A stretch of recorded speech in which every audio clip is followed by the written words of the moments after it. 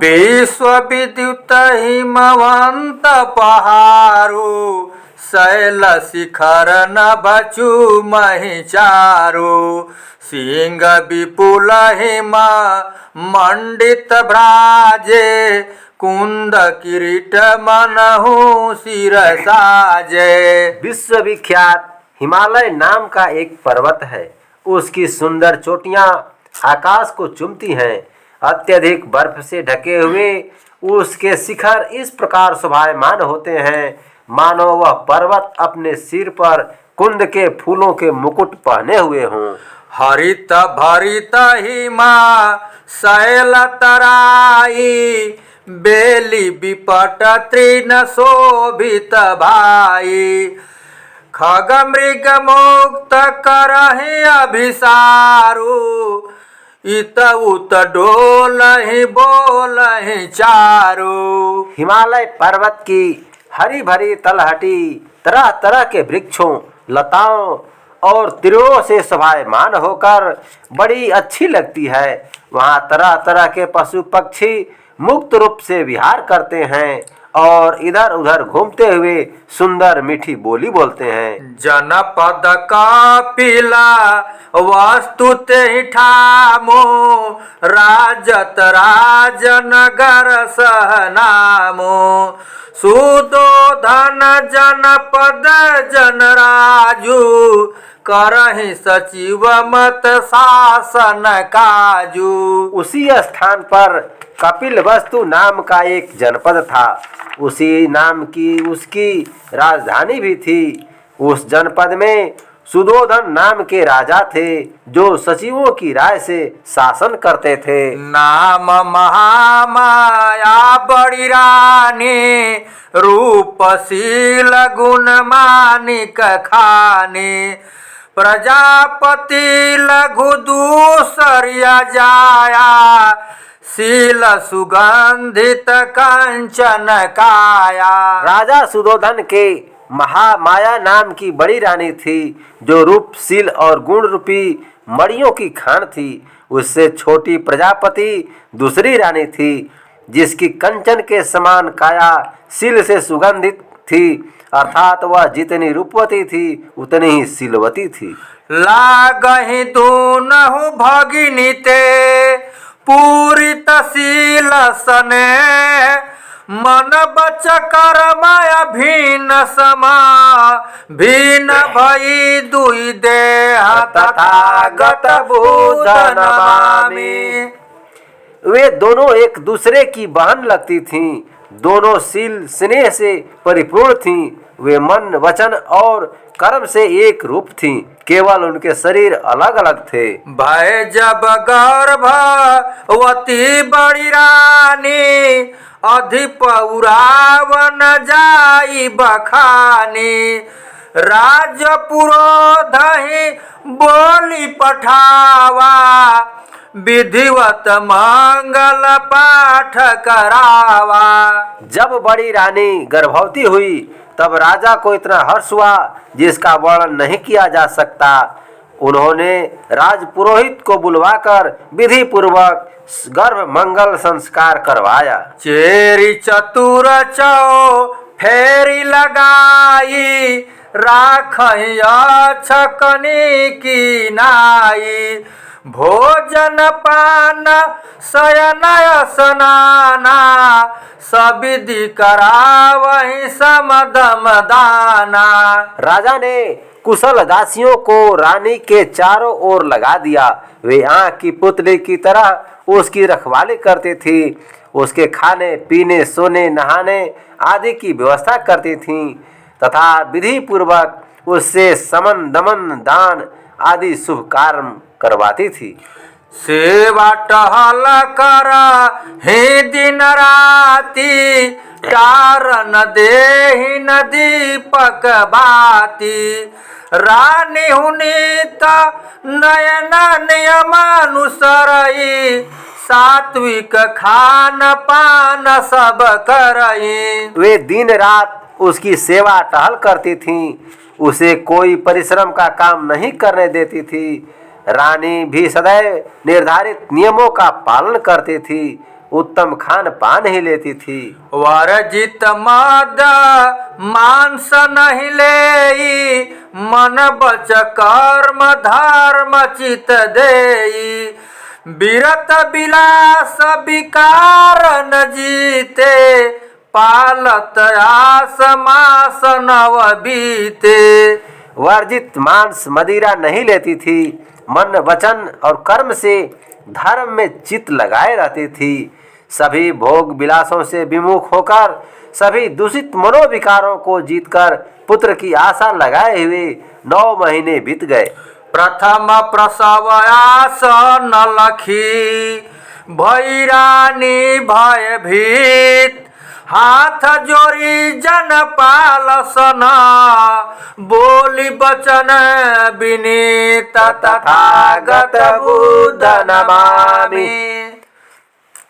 अपने पहले प्रसव का समय नजदीक देखकर रानी कुछ भयभीत हो गई।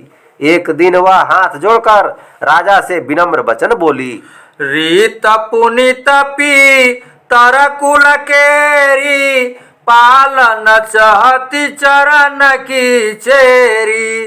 जोरा उरय अनुशासन पाऊ, प्रथम प्रसव हित पीहर जाऊं। हे स्वामी, आपके चरणों की यह दासी पूर्वजों की पवित्र प्रथा का पालन करना चाहती है। अगर आपकी आज्ञा हो तो मैं पहले प्रसव के लिए अपने पीहर चली जाऊं। सुनी प्रिय बैना मुदित जनराई, अनुमति दी ही हर साई। अग्र प्रात शिवयान चढ़ाई, दीन विदा चित चाव बढ़ाई। रानी के प्रिय वचन सुनकर राजा बहुत प्रसन्न हुए। हृदय से हर्षित होकर उन्होंने जाने की अनुमति दे दी। दूसरे दिन प्रातः पालकी में चढ़ाकर उसके मन के उत्साह को बढ़ाते हुए राजा ने उसे विदा कर दिया।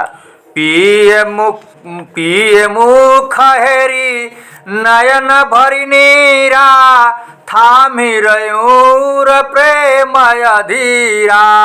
धाय प्रवीण सखी मोह बोली, संग चली सजी निज निज डोली। प्रियतम के मुख को देख आंखों में आंसू भरकर रानी प्रेमाधीर हृदय को थामे रह गई। कुशल दाइयां और मुंह बोली सखियां भी अपनी अपनी डोलियों में सजकर रानी के साथ चलीं।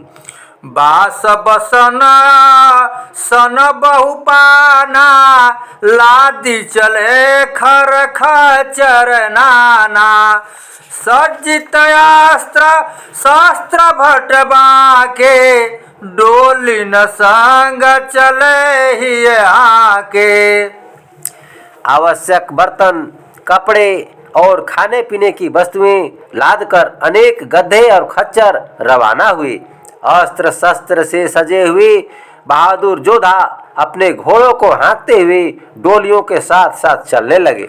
कपिल वस्तु ते कूच करी, नगर देव दहोर। लांघत पाठ पहाड़ बना, बढ़े गुल्म बर जोर। तथागत बुद्ध नमामि। कपिल वस्तु से प्रस्थान करके वह टोली वन पर्वत और मैदानों को लांघते हुए बड़ी तेजी से देवदह नगर की ओर बढ़ने लगी। बीच का कुशिक बन परई, लुम्बिनी नाम भुवन मन हरई। आतप ताप हरन सुखदाई, शीतल छाह महीतल छाई। बीच में ही एक साल वन पड़ता था जिसका नाम लुम्बिनी था। वह सारे संसार के मन को मोहने वाला था। वृक्षों की शीतल छाया धरती पर फैली हुई थी, जो ग्रीष्म काल के ताप को हरण करके सुख देने वाली थी। खग मृग डोलहि बोलहि चारु, चरहि चुतर दिक करहि बिहारू। झूलहि बोली विपट फरी फूले, गुंजहि भृंग निकुंज न भूले। वहाँ पर पशु पक्षी घूमते थे और मीठी बोली बोलते थे। वे चारों तरफ विचरण करते थे और किणाए करते थे। फले फूले वृक्षों पर लताएं झूलती थीं।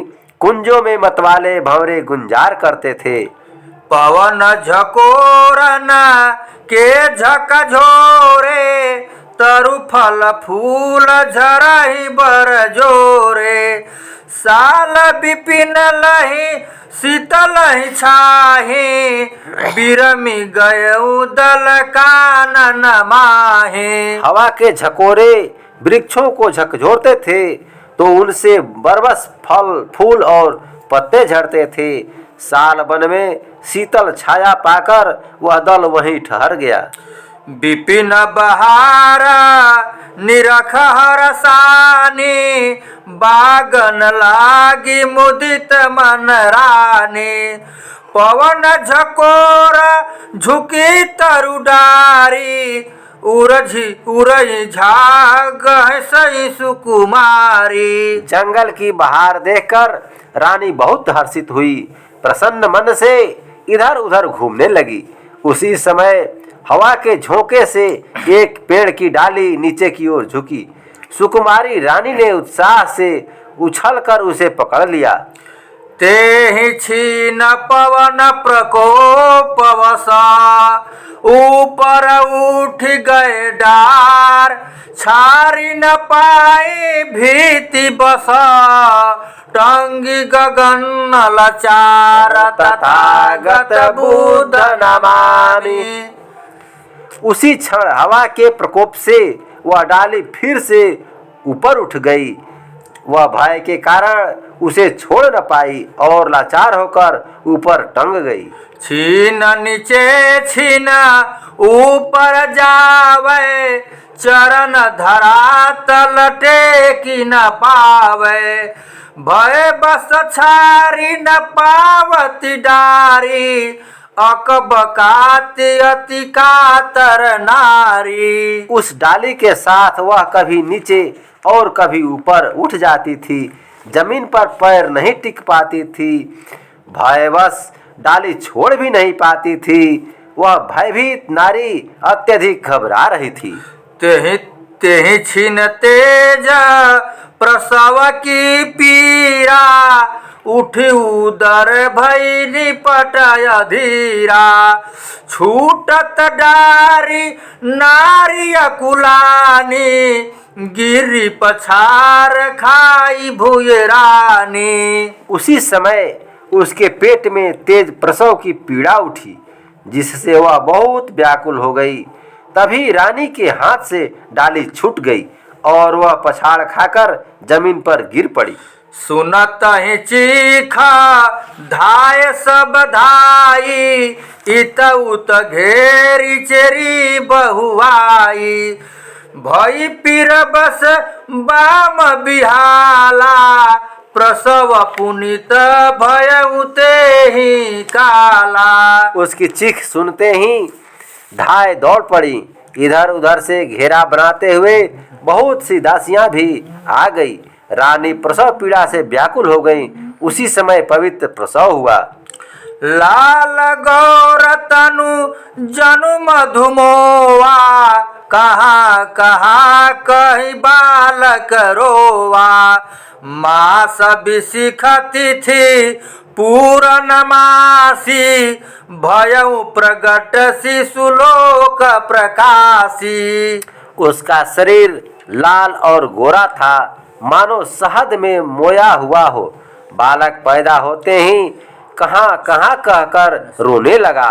वह बैसाख मास की पूर्णमासी तिथि थी, जब विश्व को प्रकाशित करने वाला वह बालक पैदा हुआ। पाई सुकाल सुजाल भयो, अवलोकी सखी सुख पावन लगी। ना रहे छीन सुधाए सुबारी, कुमार लय नहवावन लगी। चीर नए नवजात ही विक्रम नारी नई पहिरावन लगी। पाई निछावर मोहन माल सुवासिनी सोहर गावन लगी। उस सुंदर बालक ने बड़े सुंदर समय में जन्म लिया। उसे देखकर रानी की सखियों को बड़ा सुख प्राप्त हुआ। नाल काटने के बाद कुशलदाइयां कुमार को स्वच्छ जल से नहलाने लगी। कुमारी कन्याएं मोहन माला की निछावर पाकर सोहर गीत गाने लगी। जंगल बिच मंगल भयऊ साज बाज अनुकूल। खगडल गावहि गीत शुभ तरु बरसावहि फूल तथागत बुद्ध नमामि।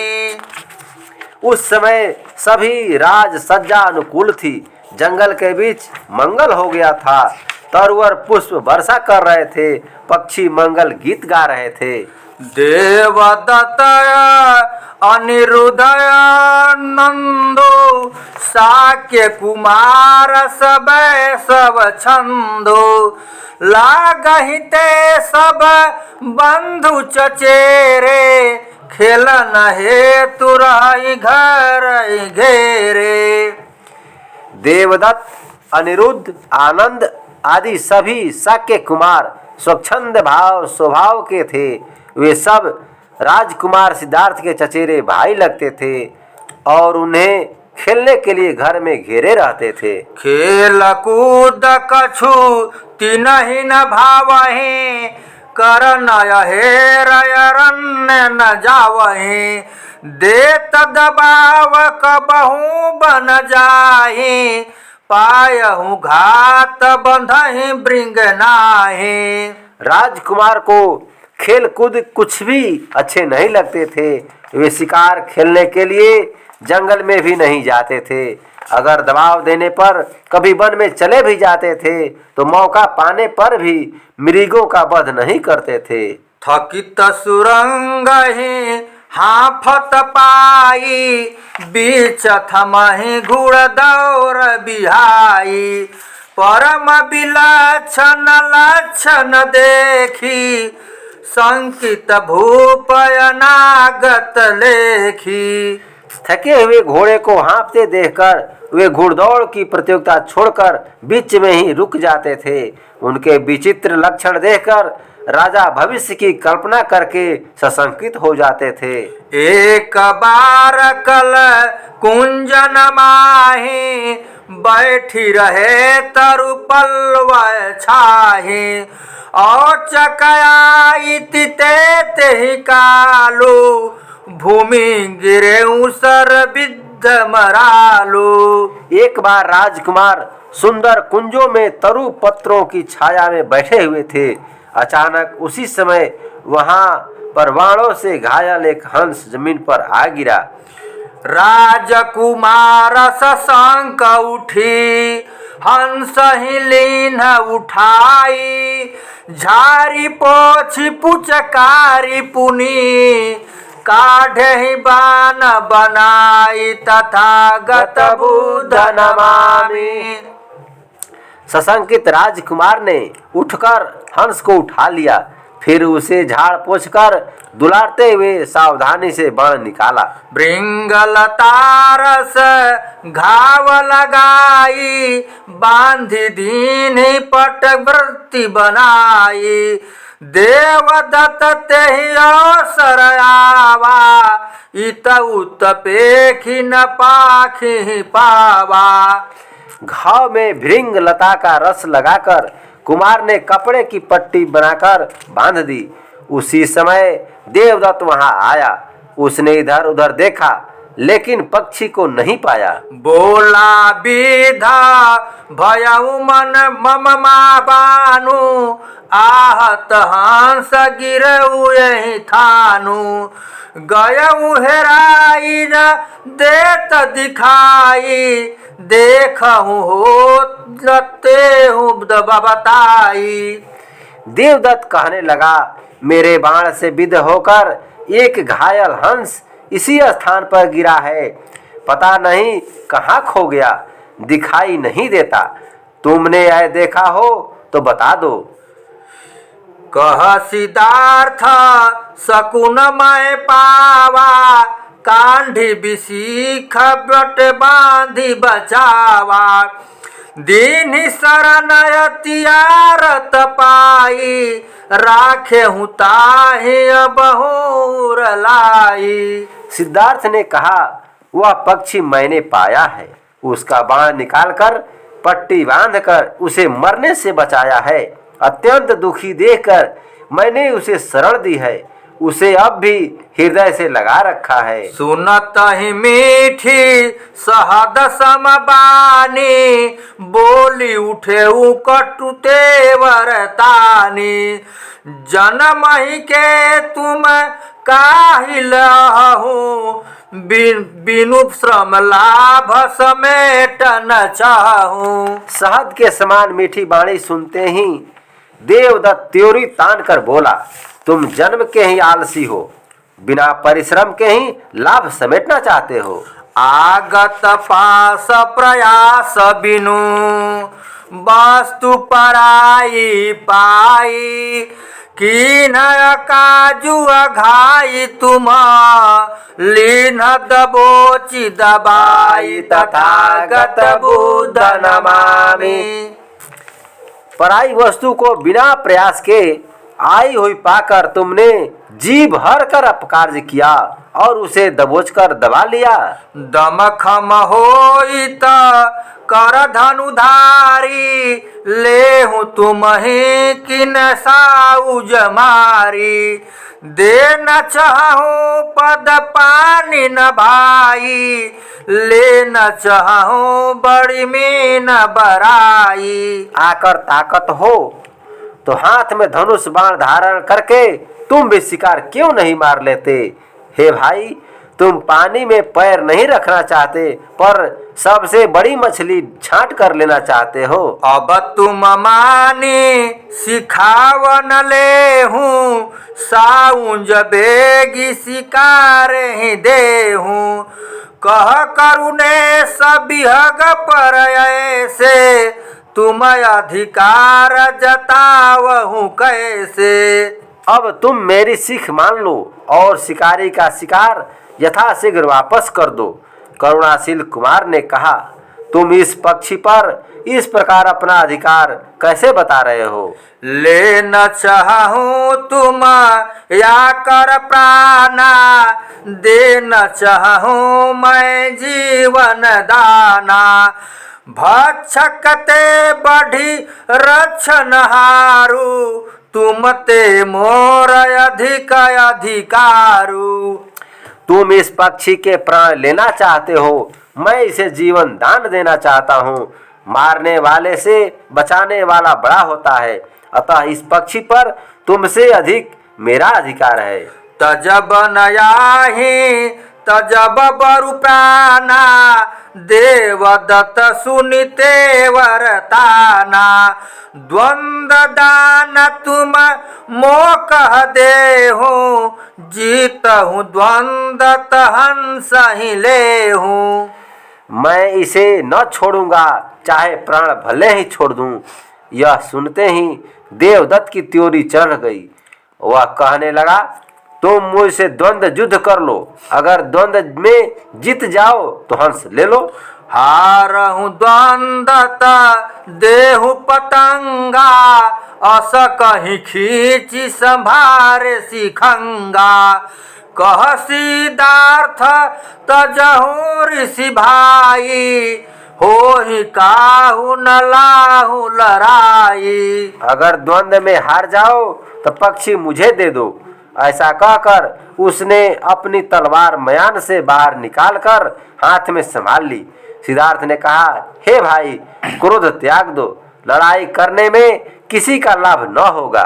दुई मह कहूँ दुई मह कहूँ के रजो, टूट ही जीवन तार। प्राण न आयहि गात पुनि, पात न लागहि डार। तथागत बुद्ध नमामि। हम दोनों में से अगर किसी एक का भी जीवन तंतु टूट गया तो फिर गए हुए प्राण शरीर में नहीं आएंगे, क्योंकि टूटा हुआ पत्ता डाली में फिर नहीं लग पाता।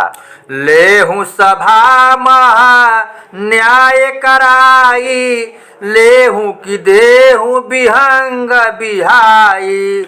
लचत न जानी तानी खर भव है, बोला देवदत्त अनखौ है। अस्तु पंचों की सभा में चलकर न्याय करवा लो। पंचों के निर्णय के अनुसार या तो पक्षी को ले लो या उसे मेरे पास छोड़ दो। सिद्धार्थ को झुकते न देखकर देवदत्त भौवें चढ़ाते हुए क्रोध से बोला, देहु विहंगना लेहु लड़ाई, करहु चपर पर वस्तु चपाई। चोर जबर कछु खप न खावे, सिंध करत घर ठूमरी जावे। न तो तुम पक्षी देते हो और न लोहा लेते हो, पराई वस्तु दबाकर हठ करने पर तुले हो।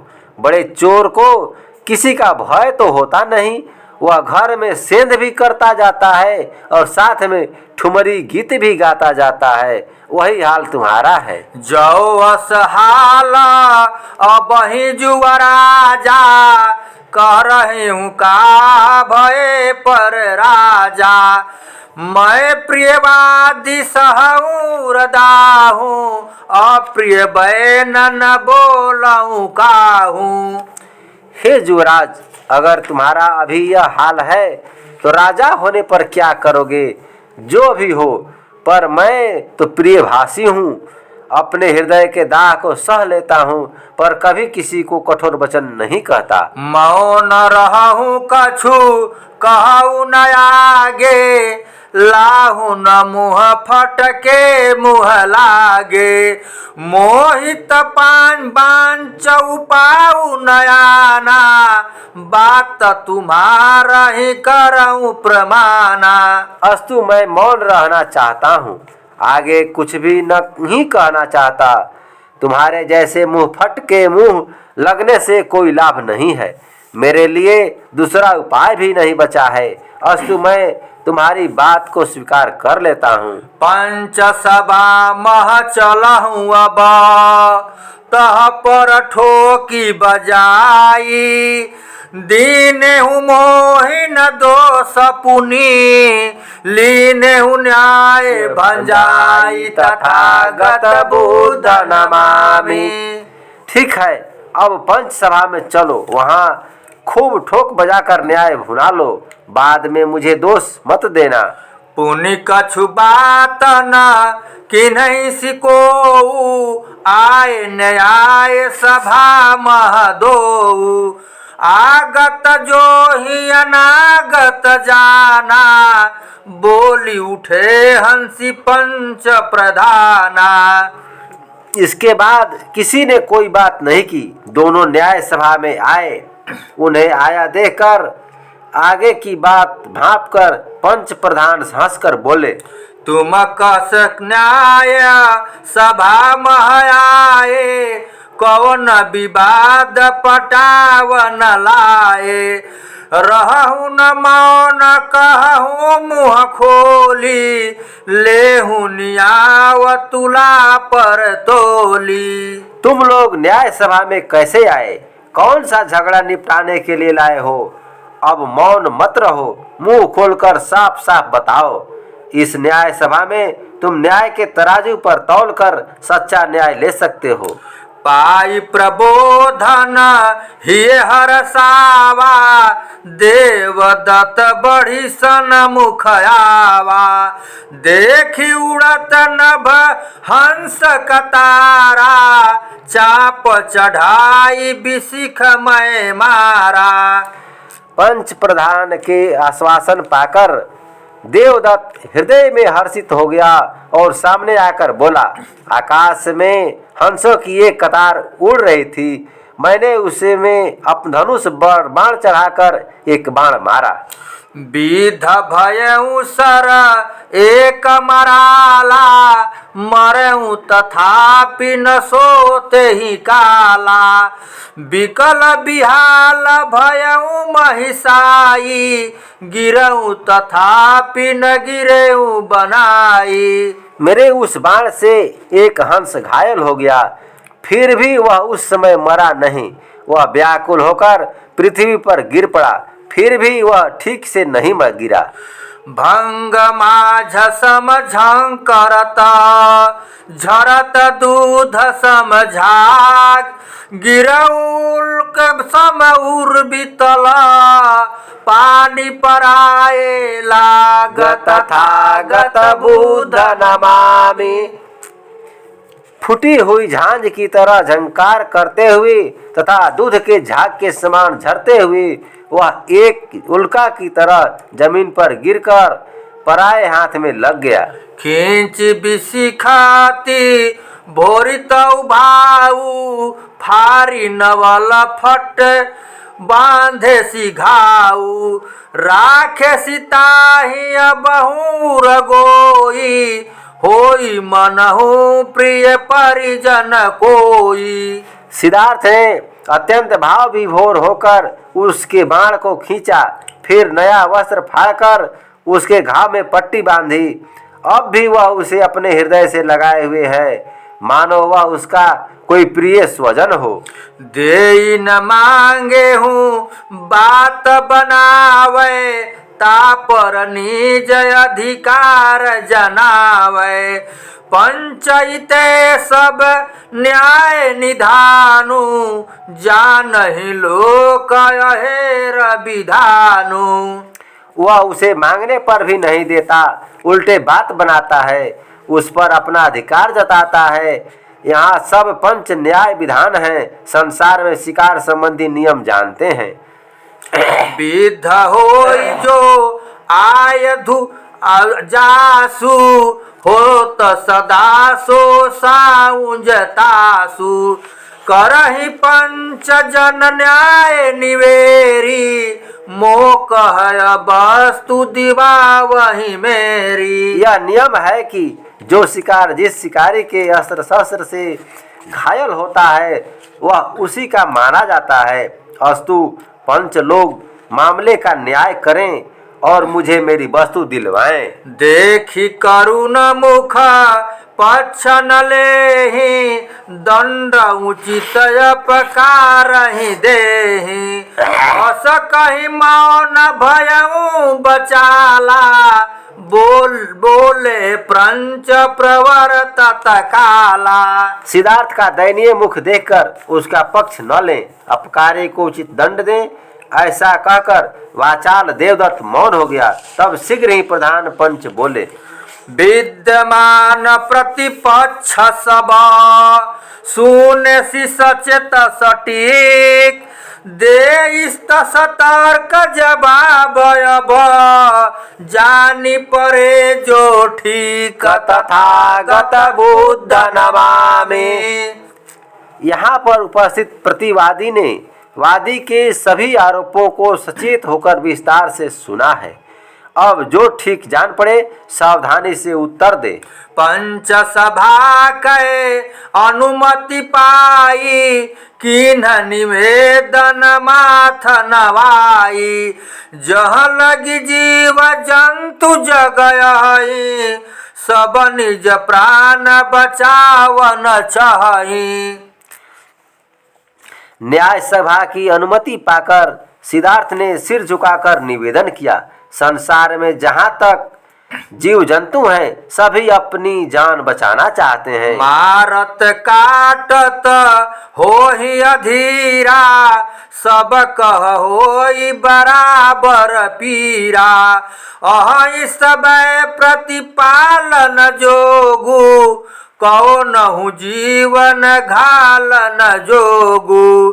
पर दुख देखी द्रवित जो होई, मानुष साचय है जग सोई। सब जीवधारी मारने काटने पर व्याकुल होते हैं, सबको समान पीड़ा होती है, सब रक्षा करने योग्य हैं, कोई भी प्राणी मारने योग्य नहीं है। जो दूसरे का दुख देखकर द्रवित हो जाता है वही सच्चा मनुष्य है। जो जन मारन चाह जाहि निर्विवाद सो पावई ताहि। अस कानूनत कानन जोगु मनु जन माहि न मानन जोगु।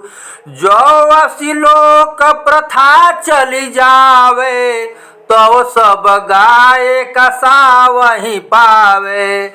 जो मनुष्य जिसे मारना चाहे वह उसे निश्चित रूप से पाए जाए, यह तो जंगल का कानून है, मनुष्यों में मानने योग्य नहीं है। अगर संसार में ऐसी प्रथा चल जाए तब तो सब गाय कसाई की ही पाएगा। वृक चंगुलते छूटी घर घायल आवई भागी। छाग पालते छीनि पुनि ता मुख में लई छागी। तथागत बुद्ध नमामि। इस नियम के अनुसार तो अगर कोई बकरी भेड़िए के चंगुल से छुटकर घायल होकर घर भाग आती है तो उसे उसके पालक से छीनकर पुनः उसी भेड़िए के मुख में डाल देना चाहिए। एक कहीं बात कहन मैं चाहूँ सो घालक मैं पालक रहूँ। घालक ते बढ़ी पालक होई पावन जोगु संकुच ही होई।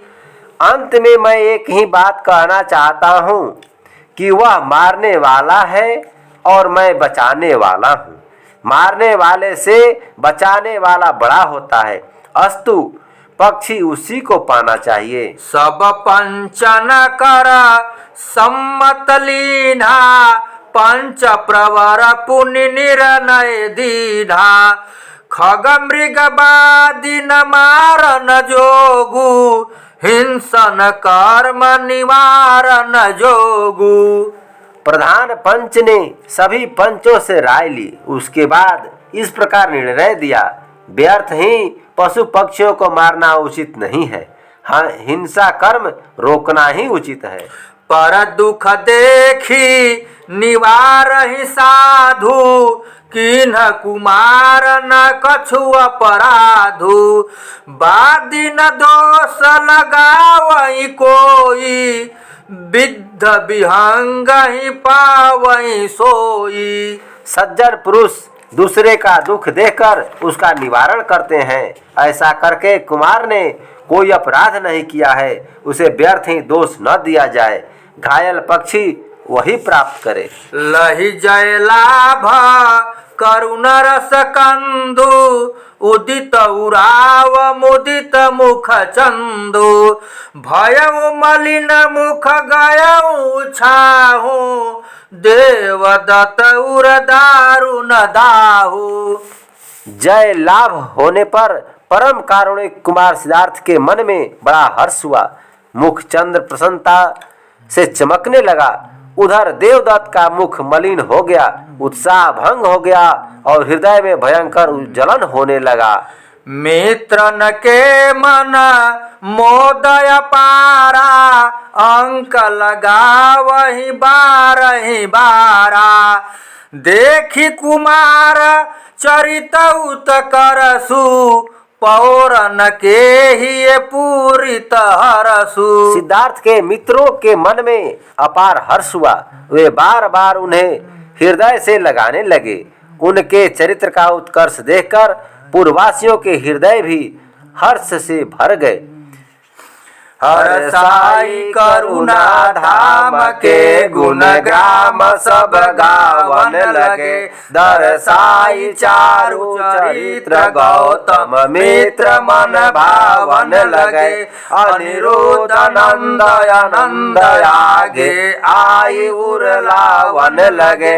जय घोष करी बहु लोग विक्रम फूल बरसावन लगे। बस लोग हर्षित होकर अत्यंत दयालु राजकुमार के गुणों का गान करने लगे।